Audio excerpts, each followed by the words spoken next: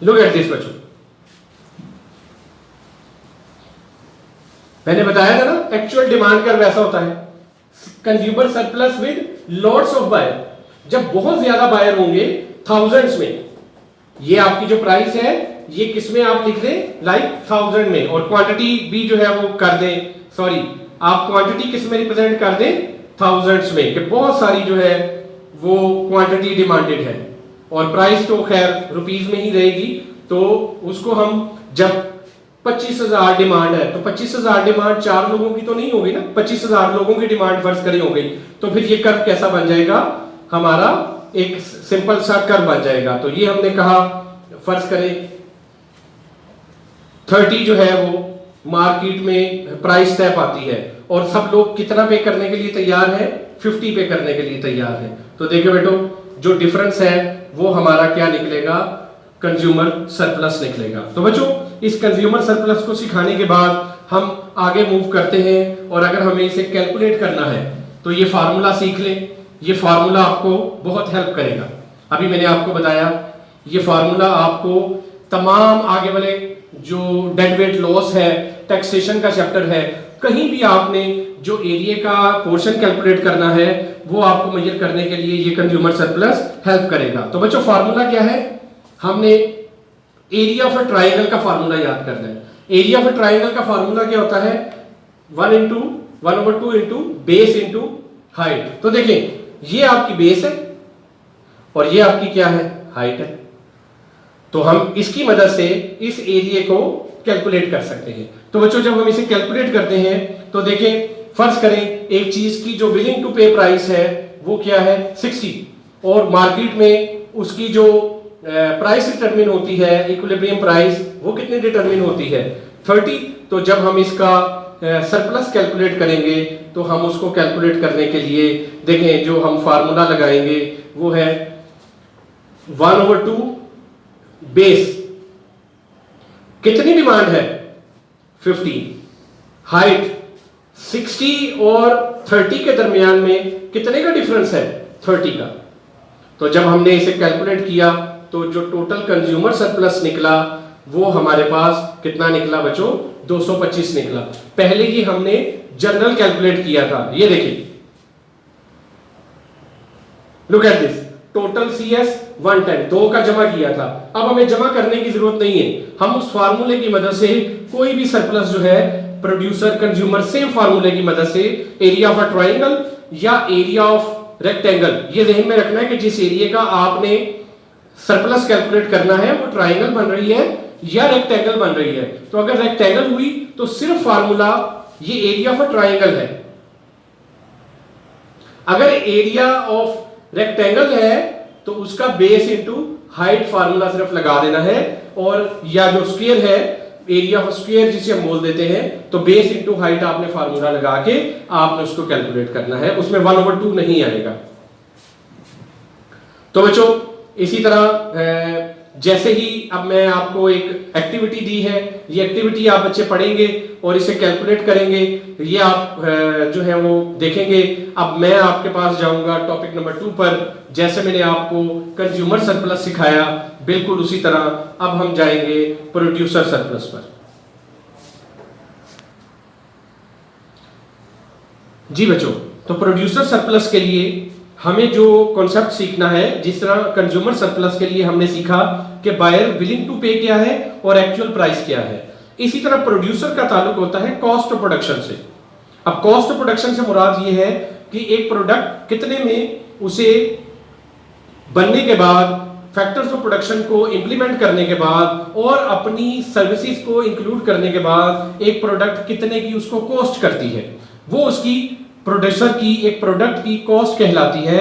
उस कॉस्ट में transportation cost भी शामिल हो सकती है, उस कॉस्ट में तमाम तरह की एडमिनिस्ट्रेटिव और मैनेजेरियल कॉस्ट भी शामिल हो सकती है, और उसमें जो आपकी डायरेक्ट इनडायरेक्ट कॉस्ट है, फिक्स्ड और वेरिएबल, तमाम तरह की कॉस्ट, उसकी पर यूनिट कॉस्ट को जब हम एवरेज निकालते हैं तो हम एवरेज कॉस्ट का नाम देते हैं। तो कॉस्ट से मुराद सेलर की वो कॉस्ट है जो उसको एक यूनिट जिस पर वो बेचने के लिए मिनिमम एग्री होगा, उसे हम कॉस्ट ऑफ प्रोडक्शन का नाम देते हैं। तो बच्चों फर्ज करें कि आप जो प्रोडक्ट बना रहे हैं वो आपको तमाम तरह की कॉस्ट ऐड करके पर यूनिट 50 रुपए में एक प्रोडक्ट तैयार हो रही है, तो आप उसको मिनिमम 50 रुपए पर सेल करने के लिए एग्री होंगे, इससे कम कीमत पर आप उसे बेचने के लिए तैयार नहीं होंगे। और अगर वही प्रोडक्ट आपकी मार्केट में 80 रुपीज की सेल हो, 100 रुपीज की सेल हो, तो कॉस्ट और सेल प्राइस के दरमियान जो डिफरेंस निकलेगा उसे हम प्रोड्यूसर का सरप्लस कहेंगे, प्रोड्यूसर की वेलबींग कहेंगे, प्रोड्यूसर की वेलफेयर कहेंगे, ओवरऑल इकोनॉमी की वेलफेयर कहेंगे, क्योंकि कॉस्ट से ऊपर जितनी भी कीमत पर वो प्रोडक्ट सेल होगी वही प्रोड्यूसर का प्रॉफिट है या सरप्लस है। तो बच्चों देखें, इसके लिए मुख्तलिफ एग्जाम्पल है। कहता है जी जो कॉस्ट ऑफ 3 सेलर्स है, लॉन कटिंग बिजनेस है और जो है उसमें अली की जो कॉस्ट है वो मिनिमम 10 रुपये आ रही है, उस्मान को जो है वो 20 रुपए कॉस्ट से नीचे जो है वो सूट नहीं करती, और जावेद को वो 35 रुपये से, ये उसकी मिनिमम कॉस्ट है। सेम काम है, मिसाल के तौर पर आप अपने घर में एक पेंट वाला बुलाते हैं और कहते हैं भाई ये पूरा घर कितने में पेंट करोगे, एक आगे कहता है मैं 50,000 में कर दूंगा, दूसरा आगे कहता है मैं 70,000 में कर दूंगा, तीसरा आगे कहता है जी मैं मटेरियल्स वगैरह मतलब जो भी है करके 90,000 में कर दूंगा। तो आप अब फर्ज करें जो कीमत तय पाती है वो पा जाती है कोई उस चीज का काम करवाने की बिड ऑफर या जो भी है वो 80,000 रुपए निकल आती है, तो 90,000 रुपए वाला जो है उसकी तो कॉस्ट मीट नहीं हो रही, वो तो इस काम को करने के लिए एग्री नहीं होगा।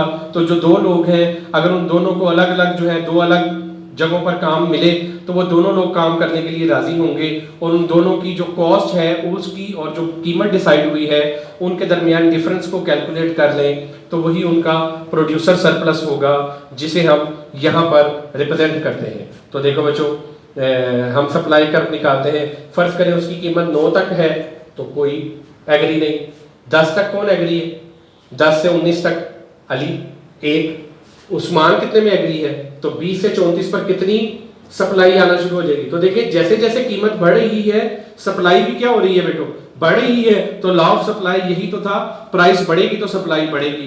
तो इसे हम रिलेट कर रहे हैं प्रोड्यूसर सरप्लस को सप्लाई कर्व से, जो मैंने टॉपिक के स्टार्ट में बोला था। तो बच्चों बिल्कुल इसी तरह हम प्रोड्यूसर सरप्लस के लिए जो है सबसे पहले एक स्टेयरकेस सप्लाई कर्व बनाएंगे, और वही बात ये इसलिए इस तरह स्टेयरकेस है क्योंकि इसमें जो सप्लायर हैं वो 3 या 4 हैं, अगर ये बहुत ज्यादा होंगे तो एक स्ट्रेट सप्लाई कर्व बनेगा, जैसा अभी हमने डिमांड कर्व में डिस्कस किया था। तो देखें बच्चों 0 से 9 के दरमियान कितनी सप्लाई, 0, ये देखें 0 to 9 प्राइस, सप्लाई कितनी 0, ये आ गया। उसके बाद 10 से 19, 10 से 19 कितनी सप्लाई 1, लुक एट दिस, ये 10 और ये 19, आप इन दोनों पॉइंट को मिला दें। फिर 2 सप्लाई कब आएगी, जब प्राइस 20 से 34 हो जाएगी। तो देखें बच्चों 20 से लेकर आपकी प्राइस कहां तक जा रही है, 34 तक, हम ये 34 पॉइंट ले लेते हैं, ये आगे। फिर इसी तरह 35 एंड अबव पर कितनी प्राइस सप्लाई है, 35 से लेकर अबव 3 सप्लाई है। तो ये देखें, अब आप इनको मिला दें, स्टेयर्स बनाएं, look at this, look at this. तो ये 3 या 4 लोगों का सप्लाई का हमने एक अपवर्ड सप्लाई कर्व बनाया, और अगर ये 3 की जगह 3000 लोग हो जाए तो ये जो स्टेयर्स है ये इतनी टाइनी हो जाएंगी कि एक straight upward smooth supply curve बनाया जा सकता है। तो बच्चों यहीं से हम निकालेंगे प्रोड्यूसर सरप्लस। अच्छा, उससे पहले हम जो कर्व बनाया उसे रिप्रेजेंट करते हैं, ये वो प्राइस है जिस पर जावेद को कॉस्ट आ रही है, इस पर उस्मान की कॉस्ट जो है वो 20 आ रही थी, अली की कॉस्ट 10 आ रही थी, हमने उसे जो है यहां रिप्रेजेंट किया, लुक एट दिस, ये इसे हमने ये वाले टेबल को वहां डायग्राम में रिप्रेजेंट किया है। अली की कॉस्ट 10, तो देखें अली की कॉस्ट 10, उस्मान की 20 और उसकी 35 एंड अबव। तो बच्चों यहां से आगे चलते हैं और प्रोड्यूसर सरप्लस का फार्मूला डिराइव करते हैं। प्रोड्यूसर सरप्लस से मुराद वो सरप्लस है, वो वेलबींग है जो एक प्रोड्यूसर को प्राइस मिल रही है और माइनस जो कॉस्ट उसको उस प्रोडक्ट को बनाने में लग रही है। जब हम इन दोनों को माइनस करते हैं तो हमारे पास बेटो क्या निकल आता है, प्रोड्यूसर सरप्लस निकल आता है। फर्ज करें कि जिस तरह उस्मान है, उस्मान की कॉस्ट है 20 और मार्केट में उस प्रोडक्ट की प्राइस तैयार हो जाती है 30, तो जो उस्मान के लिए प्रोड्यूसर सरप्लस है वो कितना निकला, 10 निकला। और अगर उस प्रोडक्ट की प्राइस जो है वो 15 निकल आती है तो उस्मान को वो कॉस्ट मीट नहीं हो रही, उसके लिए उसमें प्रोड्यूसर सरप्लस नहीं है बल्कि प्रोड्यूसर का लॉस है। जबकि जो हमने नीचे अली लिखा था, अली को वो कॉस्ट आ रही थी 10, उसके लिए अब प्रोड्यूसर सरप्लस उसमें आ जाएगा। और अगर कीमत और बढ़ेगी तो जितनी ज्यादा कीमत बढ़ेगी, क्या बोला मैंने, जितनी ज्यादा कीमत बढ़ेगी प्रोड्यूसर का सरप्लस उतना ही बढ़ेगा। जितनी कीमत कम होगी कंज्यूमर का सरप्लस उतना ही ज्यादा होगा। तो कंज्यूमर सरप्लस में कीमत कम होना चाहिए, प्रोड्यूसर सरप्लस में कीमत क्या होनी चाहिए, अप होनी चाहिए। तो देखो बेटो, ये देखें, फर्ज करें कि कीमत कितनी डिटरमिन हो गई, 25, और अली कितने में सेल करने के लिए एग्री था, 10 में। तो कितना सरप्लस निकला अली के लिए, 15 का। और उस्मान कितने में सेल करने के लिए एग्री था, 20 में। तो उसके लिए कितना सरप्लस निकला, 5। दोनों को जमा करें, जावेद का सरप्लस इसमें मौजूद नहीं होगा तो इसका जो एरिया है वो क्या बना, अबव द सप्लाई कर, अबव द सप्लाई कर, अंडर द प्राइस। इस कीमत से नीचे और सप्लाई कर्व से ऊपर वाला जितना एरिया बनेगा वो हमारा क्या कहलाएगा, प्रोड्यूसर सरप्लस। तो बच्चों बड़ा सिंपल सा टॉपिक था जो मैंने आपको तमाम टर्मिनोलॉजीज के साथ सिखाया कि कंज्यूमर सरप्लस क्या होता है, इन सिंपल वर्ड कि कंज्यूमर क्या पे करना चाह रहा है और उसको मार्केट में क्या कीमत मिल रही है। जो पे करना चाह रहा है वो ज्यादा है और जो मार्केट में कीमत है अगर वो कम है तो उसका डिफरेंस कंज्यूमर सरप्लस कहलाएगा। प्रोड्यूसर सरप्लस में एक प्रोडक्ट की कॉस्ट क्या आ रही है और मार्केट में उसकी कीमत क्या डिसाइड हो रही है, तो दोनों में जो डिफरेंस होगा वो प्रोड्यूसर का सरप्लस कहलाएगा। और दोनों सरप्लसेस को ऐड कर देंगे, दोनों सरप्लसेस को ऐड कर देंगे CS प्लस PS को, तो ओवरऑल इकोनॉमी की वेलबींग कैलकुलेट हो जाएगी कि एक इकोनॉमी में इस पर्टिकुलर कमोडिटी के बदले कितनी वेलफेयर जनरेट हो रही है। तो देखें बच्चों, ये हमने समूह सप्लाई कर्व जैसे डिमांड का रिप्रेजेंट किया था, बिल्कुल वैसा ही रिप्रेजेंट किया कि फर्ज करें कि मार्केट में जो सेलर की कॉस्ट है वो कितनी है, 30, और मार्केट में प्राइस कितनी डिटरमिन हुई, 40। तो ये सारा आपका क्या निकलेगा बेटो, प्रोड्यूसर सरप्लस निकलेगा। और सिर्फ फर्क ये है कि यहां पर आप क्वांटिटी को किस में रिप्रेजेंट कर दें, थाउजेंड्स में। पहले 1 2 3 4 थे ना, अब कितनी हो गई, 30,000 25,000, तो ये स्मूथ बन जाएगा। ठीक है, अच्छा उसके बाद देखो बेटो, हम प्रोड्यूसर सरप्लस को भी उसी फार्मूले से कैलकुलेट करेंगे। देखें ट्रायंगल बन रही है। अच्छा कैसे कैलकुलेट किया, फर्ज करें कि मार्केट में जो प्राइस डिटरमिन हुई वो कितनी हुई, 40, और जो कॉस्ट है, जो हमारी मिनिमम कॉस्ट है वो हमने डिटरमिन की बेटो कॉस्ट C 15, और 40 कीमत पर जो मार्केट में क्वांटिटी सेल हो रही है वो है 25,000। तो बच्चों फार्मूला वही ट्रायंगल का, बेस इनटू हाइट और 1/2 बेस। हमारी कितनी बेस बन रही है बेटो, 0 से 25 के दरमियान 25। हाइट कितनी बन रही है, 40 आपकी एक्चुअल प्राइस है और 15 उस पर कॉस्ट आ रही है। तो दोनों के दरमियान डिफरेंस कितना है, 40 माइनस 15 कितना बच्चों, 25 का। ये देखें 40 और 15, तो जब आप इन तीनों को मल्टीप्लाई करेंगे तो 312.5 आपके पास क्या निकल आया, प्रोड्यूसर सरप्लस निकल आया। इंटरनेशनल ट्रेड का बहुत इंपॉर्टेंट टॉपिक मैंने आपको करवाया, कंज्यूमर सरप्लस और प्रोड्यूसर सरप्लस। अगर आप इन दोनों को जमा कर देंगे तो पूरी इकोनॉमी की वो वेलबींग निकल आएगी जिसकी मकसद के लिए, जिस मकसद के लिए इकोनॉमिक्स को रिप्रेजेंट किया गया है, जिस मकसद के लिए इकोनॉमिक्स का सब्जेक्ट जो है वो इंट्रोड्यूस करवाया गया है। तो हम देखते हैं कि कंज्यूमर और प्रोड्यूसर सरप्लस को कंबाइन करें तो क्या बनता है। बच्चों ये मैंने एक और एग्जांपल करके दिखाई कि अगर कीमत कम हो जाए, अगर कीमत कम हो जाए तो फिर किस तरह प्रोड्यूसर का सरप्लस जो है वो पहले से इफ P फॉल्स टू 30, 40 से कम होकर कितनी आ गई, तो सरप्लस कम हो गया ना, ये एरिया जाया हो गया, इसको बोलते हैं लॉस।